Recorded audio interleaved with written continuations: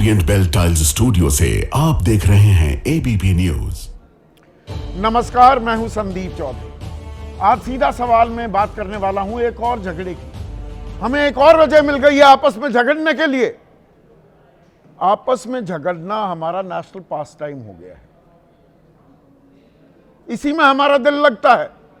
आपस में झगड़कर लानत मलानत करके एक दूसरे पर आरोपों का पुलिंदा उसकी बौछार करके ही देश भारत इंडिया विश्व गुरु बनने वाला है।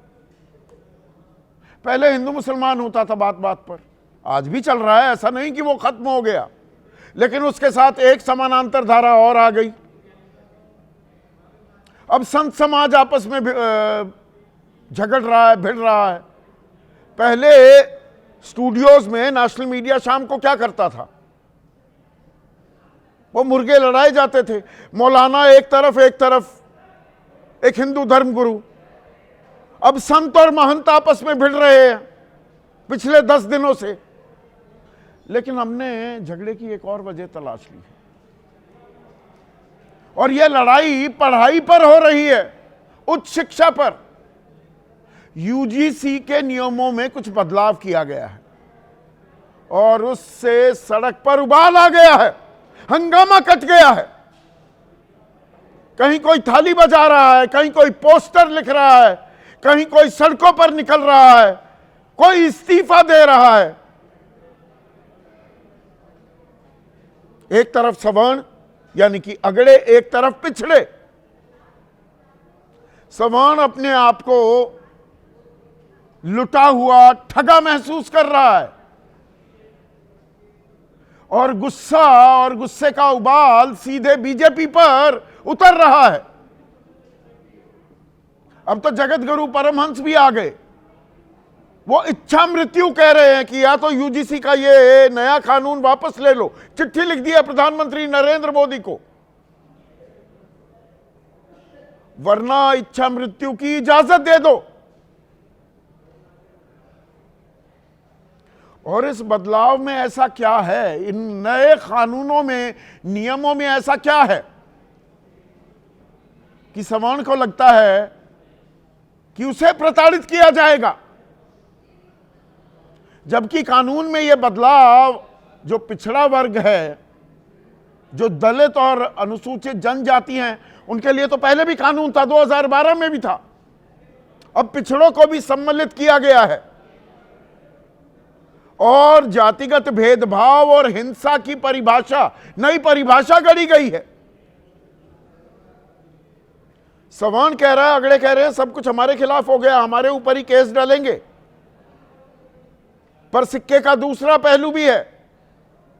पिछड़ों को, दलितों को लगातार प्रताड़ित किया जाता है, इसीलिए एक कानून में बदलाव किया गया। पर इसमें कमाल की बात यह है कि इक्का दुक्का राजनीतिक दल और बयान भी आए,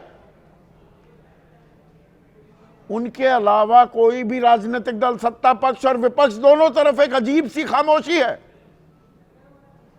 विपक्ष तो पिछड़े वर्ग की लगातार बात करता आ रहा है। पीडीए, पिछड़ा दलित अल्पसंख्यक गठबंधन बना रखा है भाई अखिलेश यादव ने। वो भी कुछ बोलने को तैयार नहीं है, इसके समर्थन में नहीं बोल रहे। बीजेपी के नेता इसके खिलाफ भी नहीं बोल रहे हैं। शिक्षा मंत्री कह रहे हैं किसी पर ज्यादती नहीं होगी, पर ज्यादती तो हुई थी।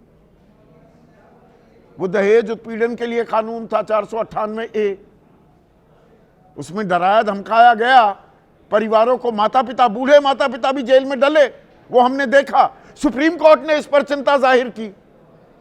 SC ST अट्रोसिटीज एक्ट जो थी, उसमें भी बहुत से लोग फायदा दिया, सुरक्षा कवच बना, लेकिन बहुतेरों ने SC ST OBC SC ST होने का नाजायज फायदा भी उठाया और लोगों पर गलत आरोप मढ़कर केस दर्ज करा दिए। पर अब ये राजनीतिक बवाल में तब्दील हो गया है और बीजेपी से जवाब देते नहीं बन रहा है, पर विपक्ष भी संभल संभल कर बोल रहा है। ऐसे में आपकी राय क्या है, आपके सुझाव और आपके सवाल? ये बेहद संवेदनशील बेहद ही अहम मुद्दा है। तो आज सीधा सवाल में बात करने वाला हूं एक और लड़ाई की, और यह लड़ाई पढ़ाई के क्षेत्र में शुरू हो गई है। सवर्ण और पिछड़े आमने सामने हैं, राजनेताओं की सिक्की पिट्टी गुम है। खास बीजेपी के लिए आगे कुआं पीछे खाई जैसी स्थिति आ गई है। और यह क्यों आई? दरअसल सरकार ने यूजीसी उच्च शिक्षा संस्थानों में समानता को बढ़ावा देने वाला बिल 2026 इसकी अधिसूचना जारी की 13 जनवरी को। 2 हफ्ते पहले कानून लागू हुआ। कानून किस चीज के लिए? यूजीसी उच्च शिक्षा को सुनियोजित करने के लिए यह कानून लाई। एक कानून पहले भी था 2012 में, इसमें बदलाव किए गए। इसका मुख्य लक्ष्य क्या था और सुप्रीम कोर्ट का दिशा निर्देश भी इसमें शामिल है, वो बात भी आपको मैं बताने वाला हूं। उद्देश्य इस नियम का जातीय भेदभाव को कम करना था, और इसके लिए जाति आधारित भेदभाव को स्पष्ट रूप से परिभाषित भी किया गया। और इसमें किसे शामिल किया गया? पहली दफा बिल्कुल साफ, क्लियरली, एक्सप्लिसिटली परिभाषित किया गया कि जो अनुसूचित जाति है, जनजाति है और पिछड़े हैं, इनके खिलाफ भेदभाव हिंसा की जाएगी तो यह जातिगत भेदभाव कहलाएगा। अब इसमें सवर्ण या अगड़े के साथ कोई भेदभाव कर ले तो वो इसकी परिधि में नहीं आएगा। यह बवाल की एक बड़ी वजह बन गया है कि अरे भाई, पिछड़ों के साथ हो जाए, दलित के साथ हो जाए, एसटी के साथ हो जाए तो कार्रवाई होगी, और अगर अगड़े के साथ हो जाए, भेदभाव तो कहीं भी हो सकता है। इसमें दायरा जो था परिभाषा का वो और व्यापक भी किया गया। 2012 में अनुसूचित जाति और जनजाति के लिए था भेदभाव परिभाषित। अब इसमें जाति, धर्म, लिंग, दिव्यांगता, जन्म स्थान ये भी शामिल हो गए। और साथ ही साथ हर यूनिवर्सिटी में उच्च शिक्षा के जो संस्थान हैं, और कुल मिलाकर भारत में 1394 यूनिवर्सिटी हैं और कॉलेज 53,182, इसके अलावा AIIMS, IIT, IIM, ISI, NID, NIT ये सब हैं ही। तो इनमें एक इक्वल अपॉर्चुनिटी सेंटर यानी कि समान अवसर केंद्र खोला जाएगा, और इस समान अवसर केंद्र में अनुसूचित जाति, अनुसूचित जनजाति, महिला और विकलांग का होना जरूरी है, और साथ ही साथ पिछड़े भी। और साल में 2 बार बैठक होगी। यहां भी अगड़ा होना जरूरी नहीं है, कोई अनिवार्यता नहीं है। अब आगे खेल क्या आता है? आगे खेल ये कि अगर इन कानूनों का पालन नहीं किया गया तो उस संस्थान के अस्तित्व को रद्द कर दिया जाएगा। मतलब वो संस्थान काम ही नहीं कर पाएगा, वो पढ़ाई लिखाई के इस काम में जुड़ ही नहीं पाएगा। इसका असर कितने छात्रों पर पड़ने वाला है, थोड़ी सी ये जानकारी भी आपके लिए जरूरी है। उच्च शिक्षण संस्थानों में कुल 4,33,00,000 छात्र हैं। इनमें 1,63,00,000 यानी कि लगभग 38% ये पिछड़े हैं। 66,23,000 अनुसूचित जाति हैं। अनुसूचित जनजाति 27,10,000 हैं, और 1,76,00,000 ये अगड़े या सामान्य वर्ग के छात्र हैं। अब पहले क्या था? ये जो बदलाव किए गए, जैसा मैंने आपको बताया SC ST छात्रों पर केंद्रित था, परिभाषा का ये खेल भी, और जो कानून था भाई उनके हकों की, उनके हितों की रक्षा करनी थी। सजा की अनिवार्यता नहीं थी 2012 का जो कानून था, और कमेटी की शक्तियां भी सीमित थी, जिस कमेटी का, समान अवसर समिति का मैंने जिक्र किया, और जांच की कोई समय सीमा नहीं थी। अब क्या किया जा रहा है? जातीय भेदभाव में पिछड़ों को शामिल कर लिया गया, सजा अनिवार्य होगी,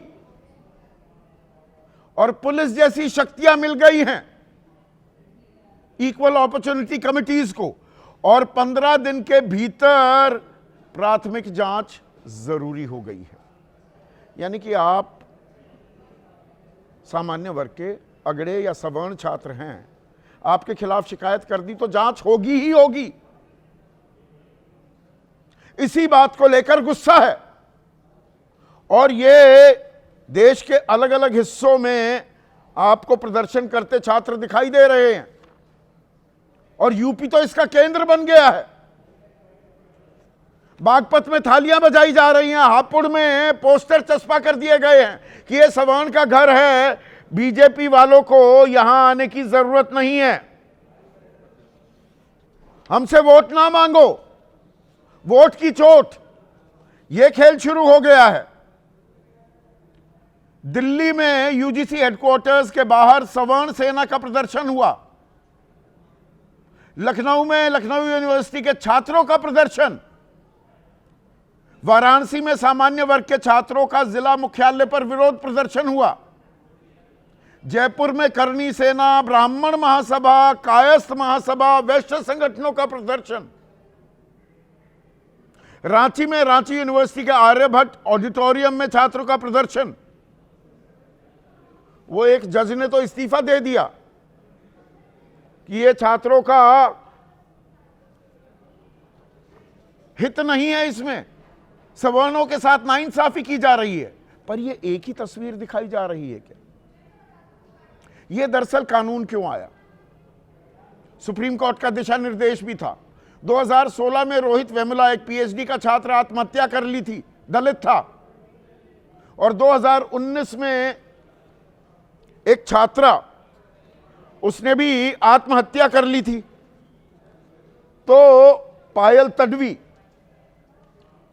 सुप्रीम कोर्ट ने कहा ये मामले लगातार बढ़ते जा रहे हैं, परिभाषा को और व्यापक बनाने की जरूरत है, और कानून को थोड़े दांत देने की जरूरत है। अब पिछड़े वर्ग का हाल क्या है, उसकी एक वानगी आपको दिखाता हूं। एक रोहिणी आयोग बना था, पिछड़ा आयोग। बीजेपी उसकी ताल ठोकते थकती नहीं है।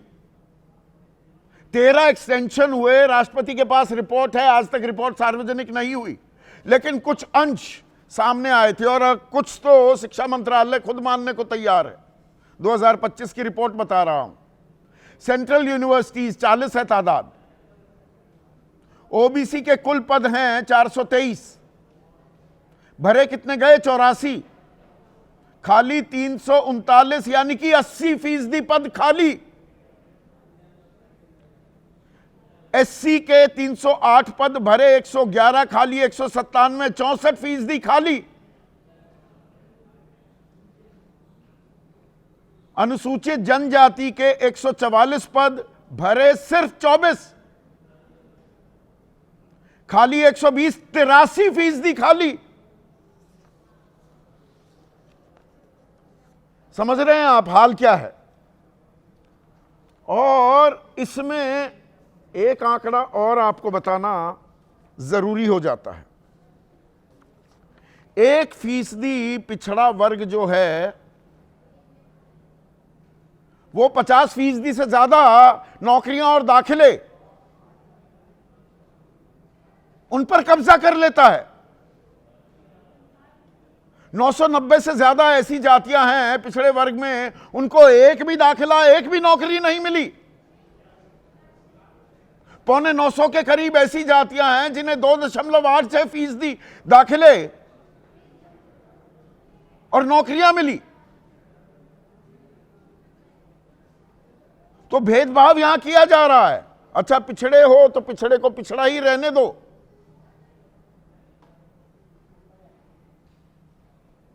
नॉट सूटेबल बता दिया जाता है, तो लेवल प्लेइंग फील्ड तो देनी होगी। पर इस लेवल प्लेइंग फील्ड में क्या नाइंसाफी हो गई है अगड़ों के साथ भी। अब ऐसा प्रदर्शन जो हुआ है, 2 हफ्ते लगे, धीरे धीरे चिंगारी अब आग में तब्दील होती जा रही है। तो सरकार को समझ नहीं आ रहा कि करे तो क्या करें। धर्मेंद्र प्रधान शिक्षा मंत्री जो हैं वो कह रहे हैं किसी से ज्यादती नहीं होने देंगे। सुनिए पहले। किसी को उत्पीड़न होने नहीं दिया जाए, कोई भेदभाव नहीं होगा, कोई डिस्क्रिमिनेशन के नाम पे किसी को भी मिसयूज करने का अधिकार नहीं रहेगा। इसमें यूजीसी हो, भारत सरकार हो या राज्य सरकार हो, इसकी दायित्व रहेगी। मैं महसूस करता हूँ उसको जो व्यवस्था हुई है, भारत की कुछ भी व्यवस्था हो संविधान की परिधि के अंदर होगा। और ये जो विषय आई है ये तो सुप्रीम कोर्ट की निगरानी में व्यवस्था है। पर सामान्य वर्ग के छात्र कह रहे हैं अरे भाई यही दहेज के लिए कहा जाता था, 498A के लिए आईपीसी की धारा थी, अब तो 80 हो गई भारतीय न्याय संहिता की। पर वहां माँ बाप पर भी पैसे के लालच में फर्जी केस लगा दिए जाते थे, उत्पीड़न होता था, पुलिस वालों की खूब चांदी कटी, अच्छे खासे पैसे ऐंठ लिए जाते थे गिरफ्तारी ना करने के लिए। और यही SC/ST अट्रॉसिटीज एक्ट में भी हुआ। तो यहां इस कानून में ऐसा अलग क्या है कि इसका बेजा इस्तेमाल नहीं हो सकता। और इसमें राजनीतिक अब खेल देखिए, बीजेपी के तो नेता आने को तैयार ही नहीं है। नेशनल चैनल पर जहां भी आप डिबेट देखेंगे बीजेपी का नेता नहीं मिलेगा, आधिकारिक प्रवक्ता नहीं आ रहे हैं, और इक्का दुक्का सहयोगी बोल रहे हैं। जैसे संतोष सुमन, हम जो पार्टी है जीतन राम मांझी की, उनके बेटे ही हैं, अब तो ये अध्यक्ष खुद हैं, वो कह रहे हैं ये किसी पर ज्यादती करने वाला बिल नहीं है। ये बोल रहे हैं, बाकी नहीं बोल रहे। जेडीयू नहीं बोल रही, चुप बैठी है। आज सुबह रामगोपाल यादव समाजवादी पार्टी के बड़े नेता हैं, उन्होंने कहा जो विरोध कर रहे हैं वो ओबीसी, SC, ST अल्पसंख्यक विरोधी हैं, जो नियम आए हैं वो सही हैं। इन्हें लगा पीडीए कार्ड खेल ही रहे हैं अखिलेश यादव, तो बोल देता हूं। संसद के परिसर में बोल दिया एबीपी न्यूज को। पर समाजवादी पार्टी ने भी अपना आधिकारिक प्रवक्ता नहीं भेजा है आज, ना ही कांग्रेस बोलने को तैयार है कि यह बीजेपी का रायता है, बीजेपी को समेटने दो। बीजेपी से अब पिछड़ा भी नाराज और अगड़ा भी नाराज हो रहा है।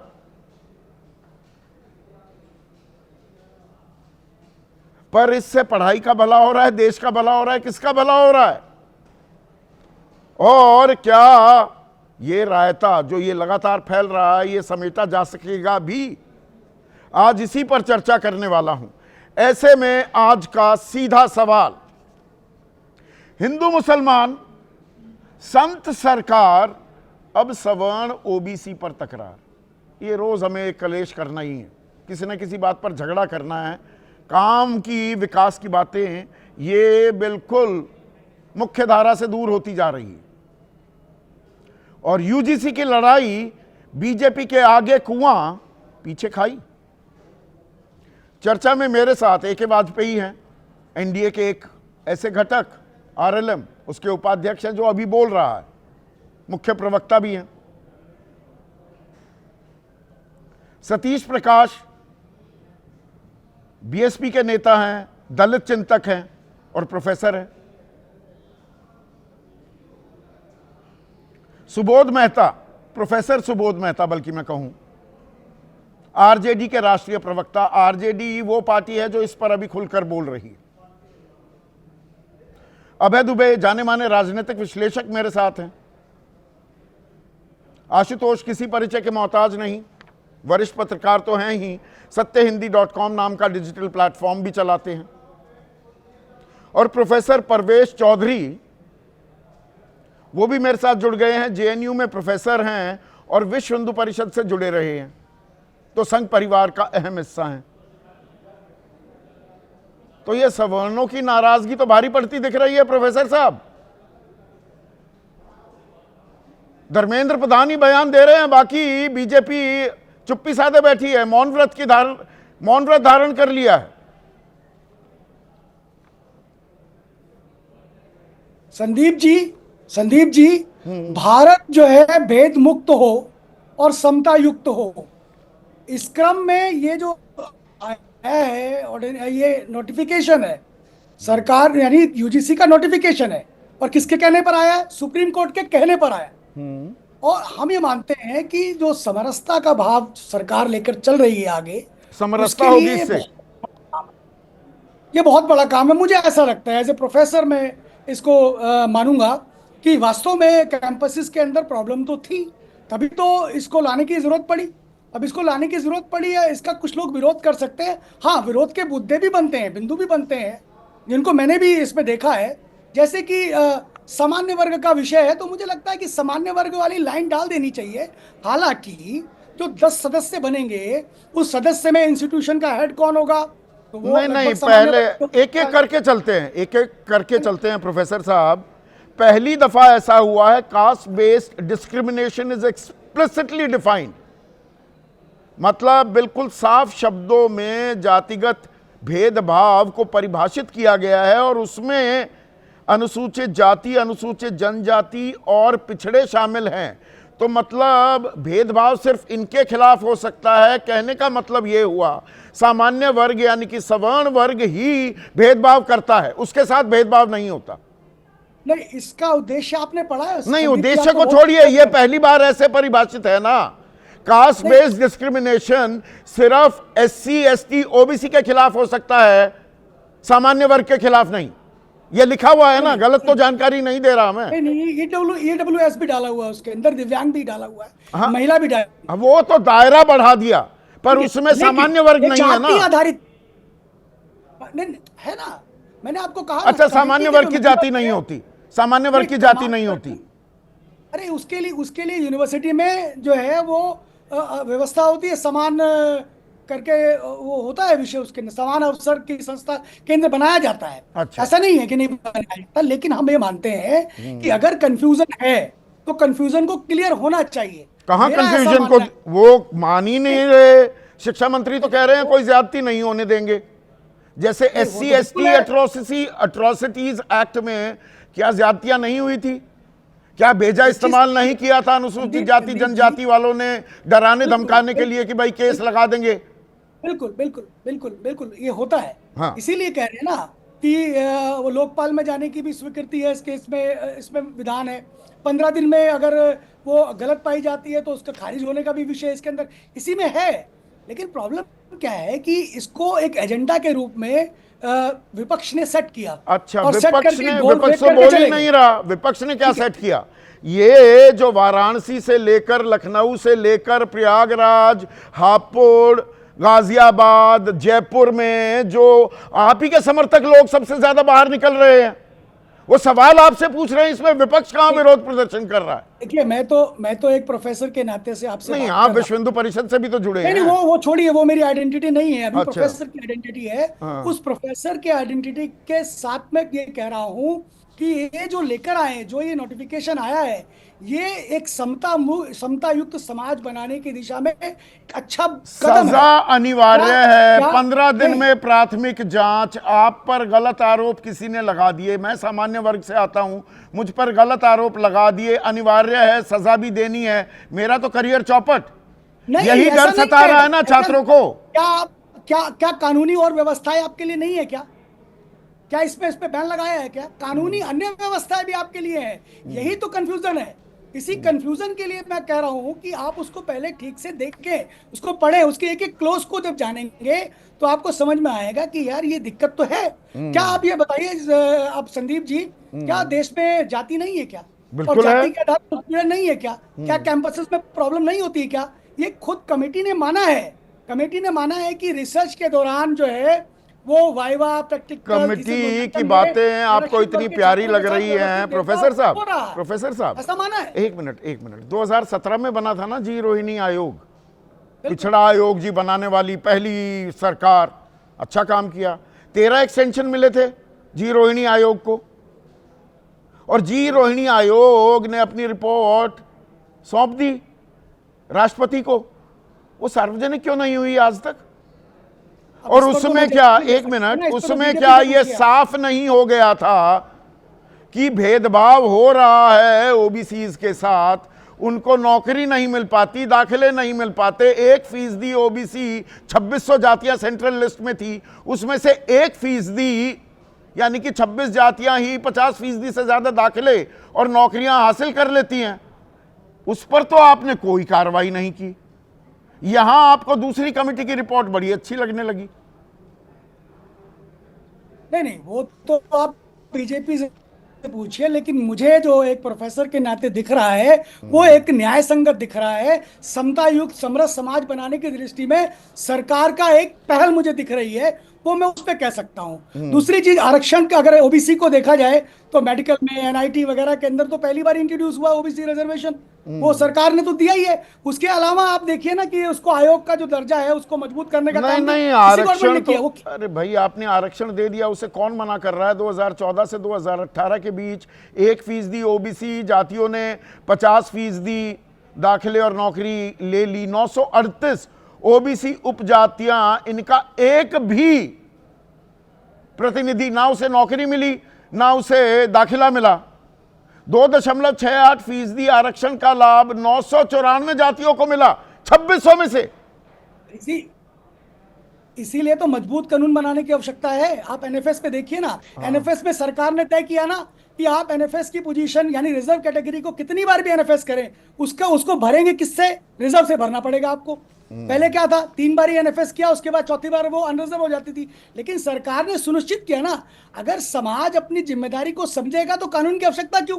समाज ने अपनी जिम्मेदारी नहीं समझी ना, समाज के अंदर कहीं ना कहीं जातीय विषय को तो लेकर ये जो लग रहे हैं ना, ये जितने प्रदर्शन हो रहे हैं, और ये सब आप ही के ही समर्थक हैं, बीजेपी के समर्थक, ये नाहक ही परेशान हो रहे हैं। ये तो कह रहे हैं, ये तो पोस्टर चस्पा कर रहे हैं कि हम ये सवर्ण का घर है और बीजेपी वाले आकर वोट ना मांगे। नहीं, वो बीजेपी जो भी बीजेपी को कर रहे हैं, बीजेपी उसका जवाब देखे। लेकिन मैं ये कह रहा हूं कि इसको पढ़ने की जरूरत है, इसको समझने की जरूरत है। अगर समाज ने स्वतः संज्ञान लिया होता तो सरकार को कोई कानून बनाने की आवश्यकता नहीं होती। जैसे कि एनएफएस के मामले में अगर वो तो मतलब एक ले लेते, प्रोफेसर साहब थोड़ा सा मुझे समझाइए, नहीं बनाना पड़ता। एक सामान्य वर्ग जनरल कैटेगरी के छात्र के खिलाफ पहली बात तो मतलब भेदभाव नहीं हो सकता, उसके खिलाफ कोई गलत, ये कहाँ लिखा है इसमें? वही तो जानना चाह रहा हूं। इक्वल अपॉर्चुनिटी सेल इनके लिए बनी है। अच्छा, हर इंस्टीट्यूशन में इक्वल अपॉर्चुनिटी सेल होती है। उसमें जनरल कैटेगरी के उम्मीदवार का होना अनिवार्य नहीं रखा गया है? बिल्कुल अनिवार्य है। हाँ, कितना है? आप पढ़िए ना संदीप जी। मैंने पढ़ा, बताइए मुझे, दिखाइए कहाँ अनिवार्यता। बात हो रही है ना, अनिवार्यता की बात कर रहा हूं। अनिवार्यता मतलब मैंडेटरी। महिला कौन होगी, दिव्यांग कौन होगा, और 2 सिविल सोसाइटी के जो लोग वो कौन होंगे, 2 जो छात्र उसमें शामिल होंगे वो कौन होंगे? क्या वो आरक्षित वर्ग से होंगे? क्या ये कहाँ लिखा है? मैं यही तो जानना चाह रहा हूँ, ये कहाँ लिखा है कि वो जनरल का ही होगा? ये कहाँ लिखा है? इसीलिए तो मैं कह रहा हूँ ना संदीप जी, हाँ। कि सरकार ने तो मनसा के साथ डाला, लेकिन लोगों के अंदर अगर संदेह आ रहा है उसको लिख देना। लिखने में क्या दिक्कत है? सरकार उसको लिख दे। ये छात्रों के, आपका और मेरी तो उम्र चली गई, हमें तो यूजीसी से कोई ज्यादा लेना देना नहीं। चलिए आप प्रोफेसर हैं, आपको हो सकता है, मुझे लेना देना नहीं। ये छात्र हैं, ये पढ़ी लिखी जमात है, हल्ला वो काट रहे हैं। यहां पर ये नहीं कि किसी ने व्हाट्सएप यूनिवर्सिटी का आधा अधूरा कचरा ज्ञान इनको दे दिया, इन्होंने बाकायदा फाइन प्रिंट पढ़े हैं। नहीं पढ़े हैं तो फिर जो मैं बता रहा हूं क्या गलत बता रहा हूं क्या? तो आप गलत नहीं बता रहे हैं तो मतलब ताली एक हाथ से नहीं बज रही है। प्रोफेसर सुबोध मेहता, ये क्या सवर्ण जो प्रदर्शन कर रहे हैं ये गैर वाजिब है? क्या उन्हें समानता का हक नहीं है? ठीक है, पिछड़े वर्ग का ज्यादा बड़ा पुट होता है, उसको और ज्यादा अफर्मेटिव एक्शन चाहिए, पर not at the cost of general category. देखिए संदीप जी, समाज डिस्क्रिमिनेटरी रहा है हिस्टोरिकली, और यूनिवर्सिटीज उससे अलग नहीं है। यूनिवर्सिटीज में भी डिस्क्रिमिनेशन होते हैं। लेकिन जहाँ तक आपने बात कही कि जनरल कैटेगरी के स्टूडेंट, इनका भी तो हक है ना। तो ये जो कानून है, पॉलिसी वाइज हम लोग इसको सपोर्ट कर रहे हैं, क्योंकि जो भी अग्रिप्ट पार्टी होगा वो ऑनलाइन भी जो है एप्लीकेशन दे सकता है, उसमें जनरल कैटेगरी के भी बच्चे दे सकते हैं। पहली बात, स्पेसिफिक लिखा हुआ नहीं है। हाँ, तो लेकिन कोई स्पेसिफिक भी, लिखने में क्या चला जाता, वो हाँ, शाही मैं बता कम रहा पड़ गई थी सरकार के पास। नहीं, मैं बता रहा हूँ स्पेसिफिक लिखा हुआ नहीं है, लेकिन कोई भी नोटिफिकेशन हो या पॉलिसी हो उसकी एक लेटेंट वैल्यूज भी होती है। लेटेंट वैल्यूज जैसे भी परवेश जी कह रहे थे कि भाई जो अन्य SC ST और OBC के अलावा जो अन्य जो लोग उसके मेंबर होंगे, 10 मेंबर हैं, तो ऐसा भी तो नहीं लिखा हुआ है ना कि स्पेसिफिक सिर्फ इन्हीं कैटेगरी से होना चाहिए। ये तो ओपन है, और ओपन होगा, इसको इंक्लूड कौन करेगा? जो हेड ऑफ द इंस्टीट्यूशन है। अभी आपने पूरा डाटा दिया, जो हेड ऑफ द इंस्टीट्यूशन है वो किस बैकग्राउंड से आते हैं ये बोलने की बात नहीं है, ऑलरेडी आपने बता दिया है। मुझे तो ये लगता है कि भारतीय जनता पार्टी इसमें जो है डिविसिव नेचर ऑफ पॉलिटिक्स लाकर ये फिर तो जो आप कह रहे हैं, जो अफर्मेटिव एक्शन, पिछड़ों के हक की, हुकूक की लड़ाई जो आप लड़ते हैं, वो तो बीजेपी उसी को पूरा करती दिखाई दे रही है। फिर इसमें आपको सरकार के इस कानून से, नियम से दिक्कत क्या हो सकती है प्रोफेसर साहब? नहीं, मैं तो कह रहा हूं कि ये पॉलिसी वाइज हम तो सपोर्ट कर रहे हैं, लेकिन इसके हिडन जो एजेंडा है भारतीय जनता पार्टी का, ये कुछ दिन तक ये चलेगा और ये मामला फिर कोर्ट में जाएगा और ये लागू नहीं करेंगे। मुझे पूरी आप ये पक्का कह रहे हैं ये ये लागू नहीं करेंगे? कारण ये है संदीप भाई कि जो मेन मुद्दा है भारतीय राजनीति का, वो नौकरी और जो आपके यूनिवर्सिटीज में जो NFS होते हैं, यूनिवर्सिटीज में प्रमोशन की जो दिक्कतें हैं, यूनिवर्सिटीज में जो आपको PhD एलोकेशन की जो बाधाएं हैं, 2006 में ये लागू हुआ, 26 आ गया। जो लेक्चरर की नियुक्ति है, ये आरोप लगातार समाजवादी पार्टी भी लगाती है, नहीं तो नॉट फाउंड सूटेबल, ये कहकर पद रिक्त रखे जाते हैं पिछड़े वर्ग के, अनुसूचित जाति जनजाति के। देखिए संदीप जी, यही तो हिडन एजेंडा है। अगर आपने 15 साल तक किसी को पद रिक्त किया है और 15 साल के बाद अगर हमने OBC में अपॉइंट भी कर दिया है, तो उसको वाइस चांसलर बनने में उसकी 25 साल लग जाएगी, उसकी तो पूरी नौकरी चली जाएगी। तो देखिए, पूरा जो मैनिफेस्टेशन है, जो अभी ये विरोध दिखाया जा रहा है, ये विरोध करवाया जा रहा है भारतीय जनता पार्टी के द्वारा ही। अच्छा, केरला में इतना लंबा खेल हो रहा है, आप ये कह रहे हैं? जी हाँ, केरला और भाई देश के प्रधानमंत्री पिछड़े वर्ग से आते हैं, सबसे ज्यादा केंद्रीय मंत्री अगर पिछड़ी जाति से रखे तो वो मोदी सरकार में रखे गए। देखिए, ये आप चित भी मेरी पट भी मेरी दोनों करना चाह रहे हैं, दो नाव पर सवार होना चाह रहे हैं। ये लोग विरोध कौन कर रहा है? माननीय प्रधानमंत्री जी आकर एक बार बोले कि विरोध मत करो। केरला में और तमिलनाडु में OBC और SC ST जो है उनको रुझाने के लिए ये कर रहे हैं, और ये लागू भी नहीं होगा। जैसे ही वहां इलेक्शन खत्म होगा ये विड्रॉ होगा, आप देखिएगा, या संशोधन करेंगे ये लोग। तो ये तो लॉ पहले ही से था, इक्वल अपॉर्चुनिटी सेल का, वो काम नहीं कर रही थी ठीक से, तो और इसमें जो है नहीं, पर इक्वल अपॉर्चुनिटी सेल में पहले पिछड़ों को नहीं जोड़ा जा रहा था और परिभाषित नहीं किया गया था, जातिगत भेदभाव को उसमें पिछड़ों को सम्मिलित नहीं किया गया था। तो मैं कह तो रहा हूं कि ये मोर स्ट्रिक्ट लॉज है, लेकिन ऐसा नहीं है कि जनरल कैटेगरी के साथ जो है यहाँ पे कोई भेदभाव हुआ है, जैसा कि लॉ पहले ही कहता पर है। ये कभी लागू नहीं होगा। ये अधिसूचना लागू, कानून तो लागू हो गया, लेकिन इसमें फेरबदल कर दिया जाएगा। लंबा खेल खेला जा रहा है कि वाजपेयी, ये आरोप लगा रहे हैं प्रोफेसर सुबोध मेहता। देखिए, हम लोग तो मंडल के लोग हैं, मंडल कमीशन लाए थे, पूरा सपोर्ट किया था और पिछड़े समाज के लिए हम लोग खड़े रहते। तो हम तो सरकार को साधुवाद देंगे कि बहुत अच्छा किया आपने, OBC को भी इंक्लूड कर लिया, कहाँ दिक्कत है इसमें? तो ये खामखा परेशान हो रहे हैं, नाहक ही परेशान है ये सामान्य कैटेगरी के, सामान्य वर्ग के छात्र। अभी गुमराह हैं, अभी समझ जाएंगे ये लोग। अच्छा, गुमराह हैं। देखिए, जिनको सदियों से प्रताड़ित किया जा रहा था, अगर उनके राइट को थोड़ा प्रोटेक्ट कर लिया, और ये कॉन्स्टिट्यूशन का मैंडेट भी है, no discrimination on the basis of caste, religion, gender etcetera etcetera etcetera. तो ये डिस्क्रिमिनेशन नहीं हो रही? काहे की डिस्क्रिमिनेशन है? सामान्य वर्ग के हक मारे जा रहे हैं, सारे हक प्रताड़ित कौन रहा है? इसका बाद जवाब, रिजर्वेशन क्यों देते हैं हम उनको? मंडल कमीशन की हमने इतनी वकालत करके उसको लागू क्यों किया?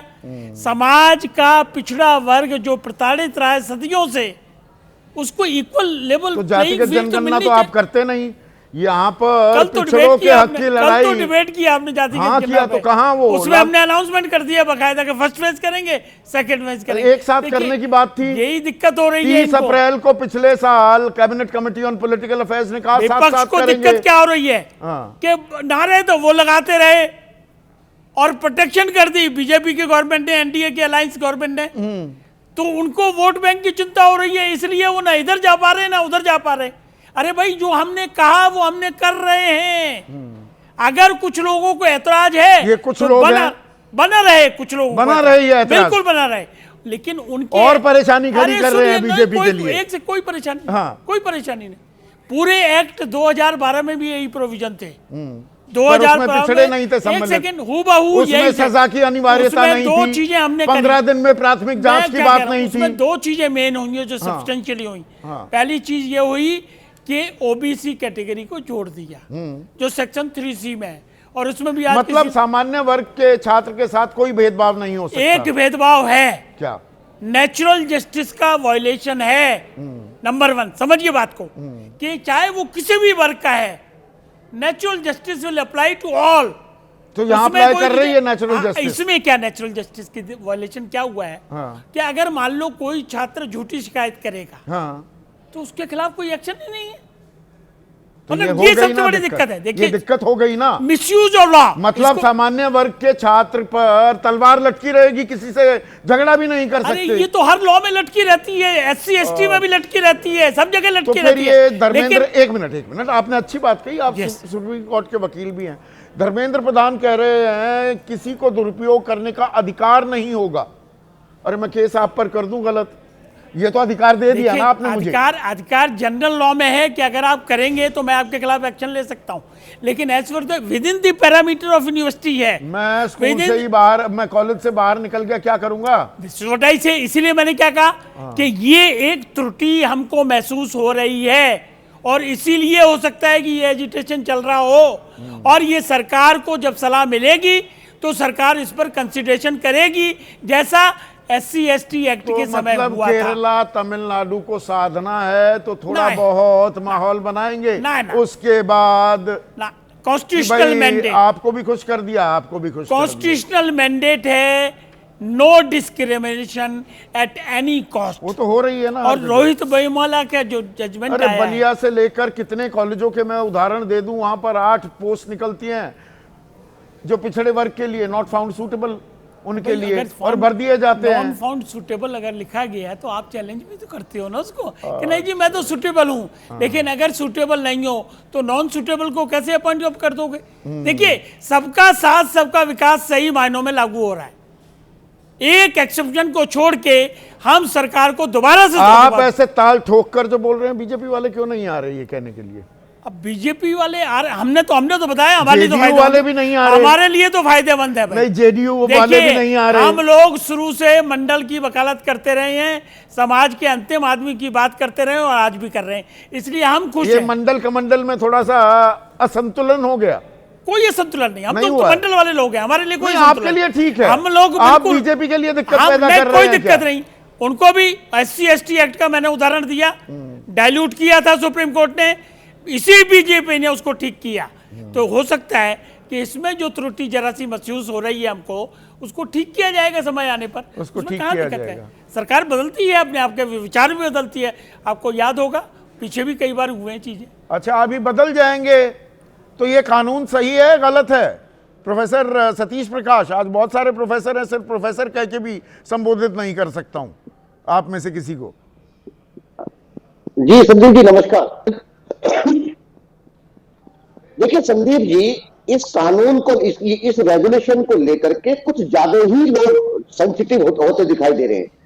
सही से अगर इसको देखेंगे, इसमें कहीं भी ये सच है कि भारतीय समाज के अंदर जाति एक सच्चाई है। अगर जाति एक सच्चाई है तो जातीय डिस्क्रिमिनेशन कहीं ना कहीं रहता है।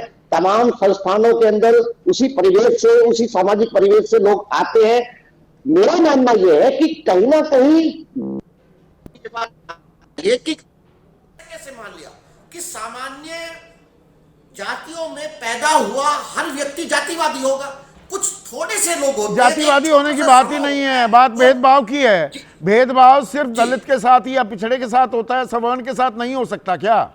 जमाना बदला ही नहीं है क्या? बिल्कुल अभी तक तो नहीं। देखिए संदीप जी, अभी तक के जो आंकड़े होंगे उनके आधार पर ये तय होता है। आमतौर पर, सामान्य तौर पर 99% जो जातीय उत्पीड़न के जो मामले आते हैं वो जो SC, ST और OBC वर्ग के लोगों के खिलाफ ही होते हैं। मैं एक छोटी सी आपको बात बताता हूं। 2023 में भारत के शिक्षा मंत्रालय बाकायदा संसद के सामने आंकड़े पेश करते हैं। 108 जो शिक्षण संस्थान है, जो उच्च शिक्षण संस्थान है, जो IITs है, मेडिकल कॉलेज है, NIT है, वहां पे 67 जो लोग आत्महत्या करते हैं उसमें कहीं ना कहीं वो अनुसूचित जाति के ही लोग होते हैं। तो ऐसे में ये कह देना, सामान्य वर्ग के लोगों को लगता है कि अगर शिकायत सुप्रीम कोर्ट ने मई पिछले साल सुप्रीम कोर्ट ने कहा कि ये जो दहेज प्रताड़ना का कानून है इसका जो बेजा इस्तेमाल किया जा रहा है, बुजुर्ग माता पिता, दूर के रिश्तेदार, ब्याही हुई बहनें, उन पर जो अत्याचार किया जा रहा है ये चिंताजनक है। और यही बात SC, ST अट्रॉसिटीज एक्ट के बारे में कहा गया। कानून का बेजा इस्तेमाल, कानून और मुकम्मल हो सकता था कि नहीं हो सकता था? संदीप जी, अगर कोई व्यक्ति कानून का मिसयूज करता है, उस कानून का मिसयूज रोकने की जिम्मेदारी सिस्टम की है। यह जिम्मेदारी सिस्टम की है कि कोई भी इंप्लीमेंटेशन हो, ठीक तरीके से हो। अगर सिस्टम में खामियां है ना, तो सिस्टम की खामियां दूर करो। जातिगत जनगणना के लिए फॉर्म तो जारी नहीं करती सरकार, यहां पर जातीय भेदभाव पर कानून ले आती है।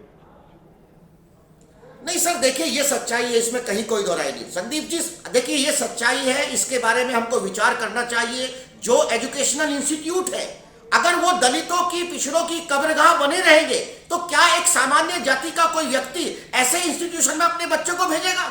जिस इंस्टीट्यूशन के अंदर आत्महत्याएं होती हो, उस आत्महत्या का प्रभाव सब लोगों के पड़ता है। छात्र चाहे सामान्य जाति का हो, सबको डर लगता है। मेरा मानना यह है कि इसके ऊपर इतना सब ना करके सामान्य जाति के लोग भी उसमें होंगे।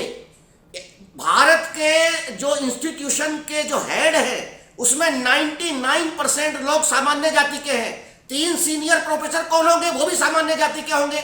जो छात्र रखे हैं, छात्र में किसी की जाति नहीं खोली गई है। छात्र से यह तय किया गया है कि जो छात्र इक्वलिटी में विश्वास करते हो ऐसे छात्रों को रखा जाए। महिलाएं भी होंगी, दिव्यांग भी होगा, और जो इकोनॉमिकली वीकर सेक्शन के लोग हैं कहीं ना कहीं उनको भी रखा जाएगा। चलिए, दोनों पक्ष हमने अभी रखे हैं। अब जो स्वतंत्र और वरिष्ठ पत्रकार हैं, अब उनकी राय ले लेता हूं। आशुतोष, देखिए,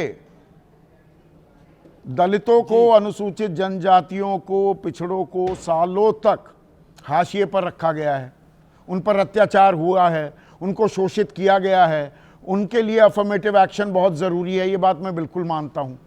पर क्या आज की तारीख में 2026 के भारत में सामान्य वर्ग जो पुराना हुआ है, अतीत में क्या हुआ क्या नहीं, किसने किस पर अत्याचार किए, उसका खामियाजा क्या सामान्य वर्ग भी भुगतेगा? संदीप, अगर आप इस बात की गारंटी दे दें कि ये डिस्क्रिमिनेशन जाति के आधार पे अपमानित करने का काम बंद हो गया हो, तो क्या आप ये दे सकते हैं गारंटी? ये कहना बहुत आसान है कि संविधान जब से लागू हुआ उसके बाद से सामान्य वर्ग के लोगों के द्वारा दलितों, पिछड़ों के साथ किसी तरीके कोई अत्याचार नहीं होता। अभी हाल का किस्सा तो मतलब इतने सालों तक, सदियों से जो एक तबके को प्रताड़ित किया गया, तो अब उसकी भरपाई सामान्य वर्ग, उसके साथ भेदभाव नहीं हो सकता, इस तसल्ली में करेगा। सामान्य वर्ग के साथ कोई भेदभाव नहीं हो सकता, आप ये कह रहे हैं यूनिवर्सिटीज में? संदीप, ये मुझे लगता है कि पूरे विमर्श को गलत दिशा में ले जाने की कोशिश है।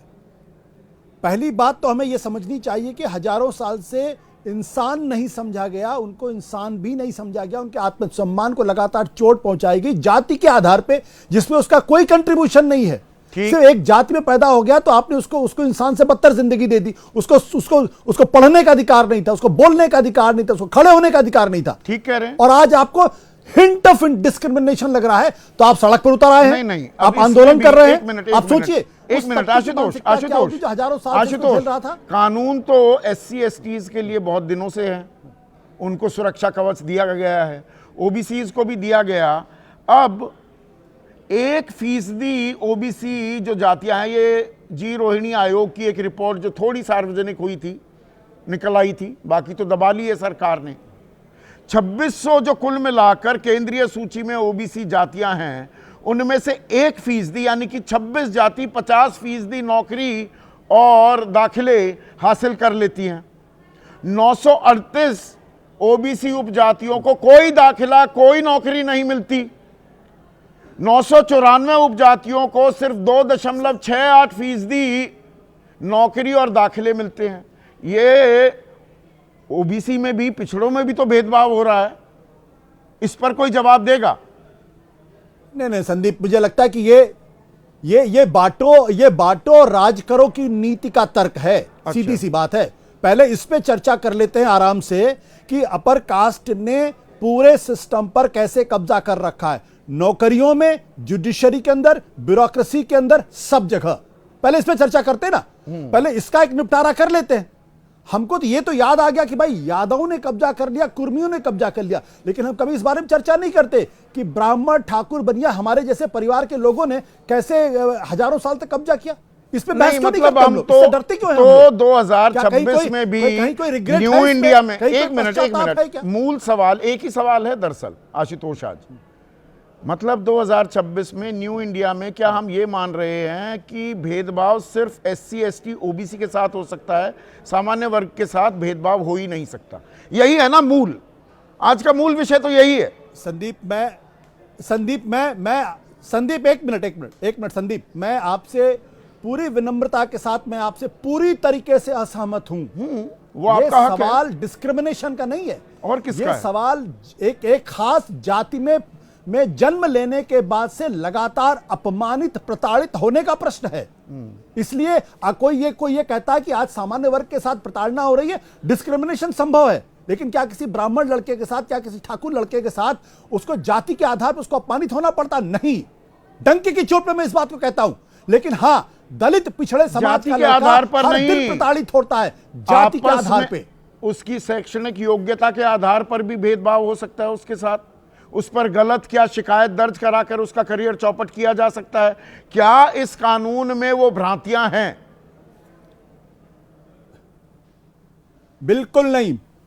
मैं संदीप, अगर इस कानून को अगर आप ध्यान से पढ़ेंगे तो जितना अवसर इसमें दिया गया है किसी शिकायतकर्ता की बात को सुनने का और जिसके ऊपर आरोप लगाए, 24 घंटे के अंदर मीटिंग होगी, 15 वर्किंग डे के अंदर उस पे कार्रवाई होगी, उस पे इन्वेस्टिगेशन होगा, अगले हफ्ते के अंदर कार्रवाई होगी। और अगर उसके बावजूद भी आरोपी लड़के को यह लगता है कि उसके खिलाफ गलत हुआ है तो वो लोकपाल के जाके ओम्बड्समैन के पास 1 महीने के अंदर अपील कर सकता है और वहां ओम्बड्समैन उसकी बात को शिकायत को सुनेगा। ऐसा नहीं है कि कल आज कंप्लेन हो गया और कल उसके खिलाफ कार्रवाई। ये गलत भ्रांति फैलाने की कोशिश की जा रही है। मतलब धर्मेंद्र प्रधान के बयान को फेस वैल्यू पर लेना चाहिए कि कानून का दुरुपयोग नहीं होने दिया जाएगा। मैं देखिए, मैं राजनेताओं के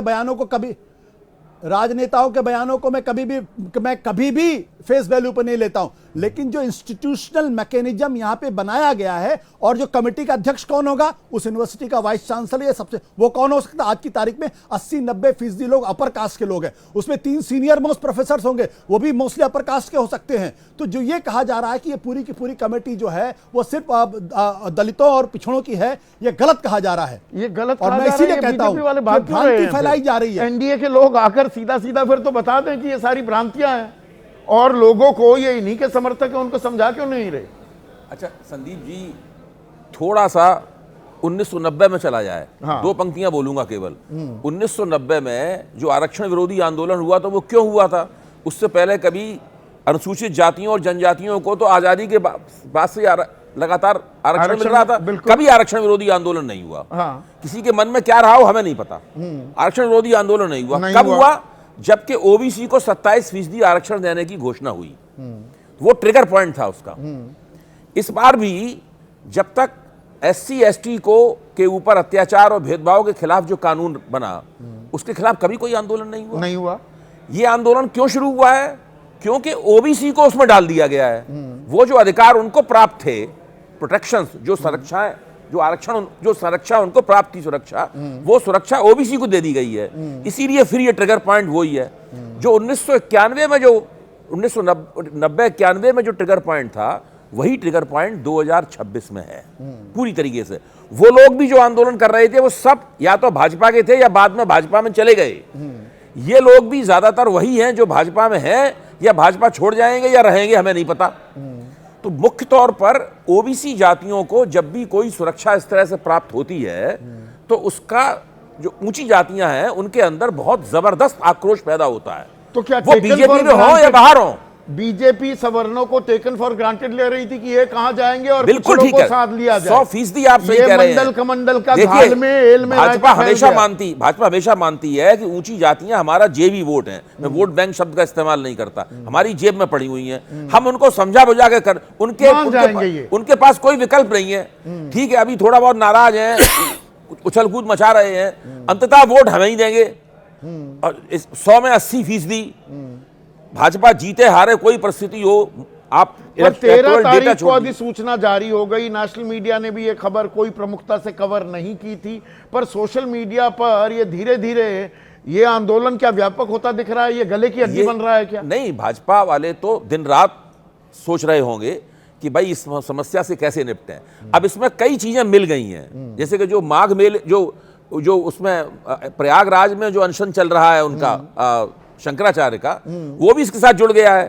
क्योंकि जो इस्तीफा दिया है एक सिटी मजिस्ट्रेट ने, उसने कहा हमने उनकी वजह से और इसकी वजह से दोनों में इस्तीफा दिया है। तो कई चीजें इसमें जुड़ गई हैं। इससे क्या होता है कि भाजपा के लिए थोड़ा रायता बहुत ज्यादा फैल गया है। जगतगुरु परमहंस हैं, वो कह रहे हैं कि मैं तो इच्छा मृत्यु दे दो मुझे। बहुत ये सब चल रहा है। देखिए, वो जो पहला आरक्षण विरोधी आंदोलन था उसमें एक आत्मदाह हुआ था, राजीव गोस्वामी। हाँ, राजीव गोस्वामी, उसने आग फैला दी थी चारों तरफ। अच्छा, अब मान लीजिए, मैं ये नहीं कह रहा हूं इस तरह की घटना होनी चाहिए, मैं तो खिलाफ हूं इस तरह की घटना होगी।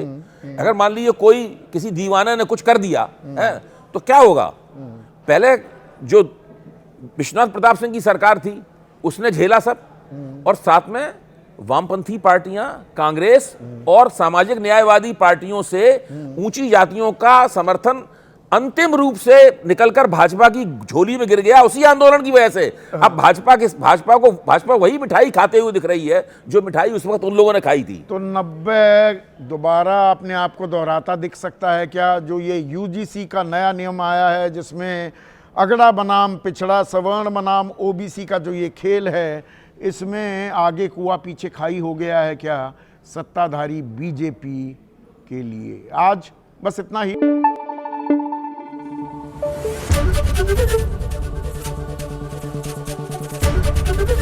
एबीपी न्यूज आपको रखे आगे।